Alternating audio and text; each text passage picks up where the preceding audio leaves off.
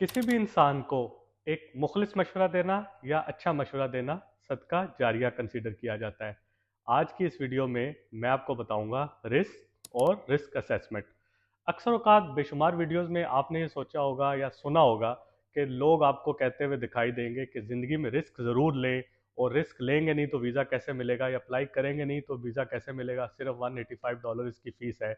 दरअसल अगर आपके पास जॉब प्रोफाइल नहीं है, आपकी जॉब पोजीशन ठीक नहीं है, आपकी सैलरी अच्छी नहीं है, आपके पास ट्रैवल हिस्ट्री मौजूद नहीं है, तो आप क्यों ऐसा समझते हैं कि कोई भी मुल्क आपको वीज़ा देने पर फ़ौरन आमादा हो जाएगा और कहेगा कि आइए भाई, आप ही हमारे मुल्क में आए, बाकी तो और कोई टूरिस्ट है ही नहीं।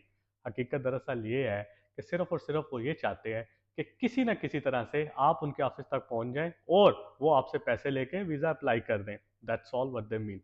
मैं हमेशा सिर्फ ये बात कहता हूँ कि ज़िंदगी में रिस्क लेना चाहिए, लेकिन रिस्क लेने से पहले एक प्रॉपर वर्कआउट ज़रूर होना चाहिए। फॉर एग्जांपल, कभी कभी ऐसा होता है कि ज़िंदगी में आप मुंह उठा के बिना सोचे समझे से समझते हैं कि रिस्क लेके शायद आपका छक्का लग जाएगा, लेकिन दरअसल वो बैकफायर हो जाता है, और वो बैकफायर कभी कभी काफ़ी सालों के बाद दिखाई देता है। ऐसी कुछ स्टोरी मैं आपको बताता हूँ इस वीडियो में। साल 2014 में हमारे एक दोस्त को किसी एजेंट ने ये मशवरा दिया कि आप ज़िंदगी में एक दफ़ा रिस्क ज़रूर लें और यूएसए का वीज़ा अप्लाई कर दें।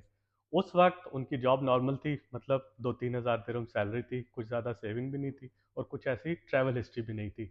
उन्होंने वीज़ा अप्लाई कर दिया। एज़ यूजल वीज़ा एप्लीकेंट ने होशियारी का मुजाहरा करते हुए एप्लीकेशन में लिखा कि वो शादीशुदा हैं और एक जगह पर कम से Nice. कम 10,000 दिरहम सैलरी ले रहे हैं। ऐसी बातें लिखने के बाद जब उन्होंने वीज़ा अप्लाई किया और इंटरव्यू के लिए गए अबू धाबी में, तो इन शॉर्ट ये कि उनका वीज़ा रिफ्यूज़ हो गया, और वापस आकर उन्होंने सोचा कि यार शायद यही किस्मत थी। वक्त का पहिया चलता रहा, और ऐसा हुआ कि उनकी किसी ज़बरदस्त कंपनी में जॉब होगी। ज़बरदस्त कंपनी के बाद वो एक यूरोपियन कंपनी के साथ मर्ज होगी। यूरोपियन कंपनी के साथ मर्ज होने के बाद उनको यूरोप जाने का मौका मिल गया, और इसके बाद ऑब्वियसली पढ़ाई को थोड़ा ज़्यादा करने के बाद उनको वहाँ पर ब्लू कार्ड स्कीम के तहत सिटीजनशिप भी मिल गई। जैसे ही उनको सिटीजनशिप मिली और वो प्रॉपरली सेटल्ड हो गए, तो ऑब्वियसली नेक्स्ट काम उन्होंने फैमिली को बुलाया और शादी कर ली, और शादी के बाद वहाँ पर ही पूरी फैमिली रहने लग पड़ी। कहने का मकसद ये कि एक प्रॉपर सेटअप उनका वजूद में आ गया। साल 2023 के आखिर में पासपोर्ट सिटीजनशिप वगैरह मिलने के बाद जब उन्होंने यूएसए का इलेक्ट्रॉनिक वीज़ा अप्लाई किया, तो बाकी सारी फैमिली का इलेक्ट्रॉनिक वीज़ा अप्रूव हो गया, लेकिन उनका रिजेक्ट हो गया, और उसमें कहा गया कि क्योंकि माजी में आपकी रिफ्यूज़ल है, इस वजह से आपको हम इलेक्ट्रॉनिक वीज़ा नहीं दे सकते। एप्लीकेशन फाइल करने के बाद जब वो इंटरव्यू के लिए पहुंचे, तो वीज़ा ऑफिसर ने सबसे पहला सवाल उनसे ये किया कि साल 2014 में आप शादीशुदा कैसे थे? साल 2014 में आपकी तनख्वाह इतनी कैसी थी? इसका मतलब ये है कि उस टाइम आपने हमसे झूठ बोला था। एज़ यूजुअल उन्होंने कहा कि मैंने बिल्कुल झूठ बोला था। मतलब ये कि एप्लीकेशन जो टाइप की गई थी वो एजेंट की तरफ से की गई थी, और इसमें मेरी कोई गलती नहीं है। वीज़ा ऑफिसर ने उनको कहा कि अगर आपको लगता है कि ये वाली गलतियाँ सब एजेंट की तरफ से थी और आपका इसमें कोई अमल दखल नहीं था, तो मेरे रिफ्यूज़ल की डिटेल पूछने से पहले ही आपको ये सारी तफसीलात खुद से बता देनी चाहिए।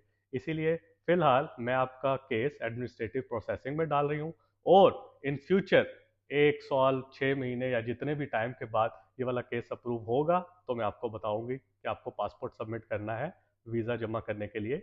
यूरोपियन पासपोर्ट की बात हो रही है। इन शॉर्ट ये कि अभी तक उन भाई को वीज़ा नहीं मिला, जबकि बाकी सारी फैमिली का इलेक्ट्रॉनिक वीज़ा वैलिड है।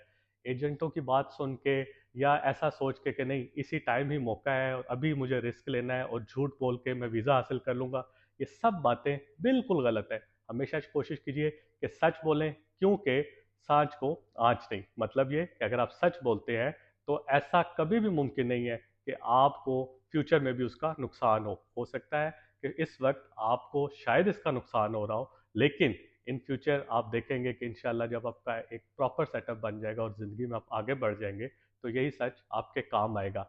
एजेंट्स का काम तो सिर्फ़ और सिर्फ़ यही कहना है कि ज़िंदगी में रिस्क लें, $185 का रिस्क लें, एप्लीकेशन में झूठ लिखें, फेक बैंक स्टेटमेंट बनाएँ, झूठी सैलरी लिखें और झूठा इंटरव्यू तैयार करके इंटरव्यू दें। हो सकता है आपको वीज़ा मिल जाए, और अगर ना मिले तो दैट्स ऑल।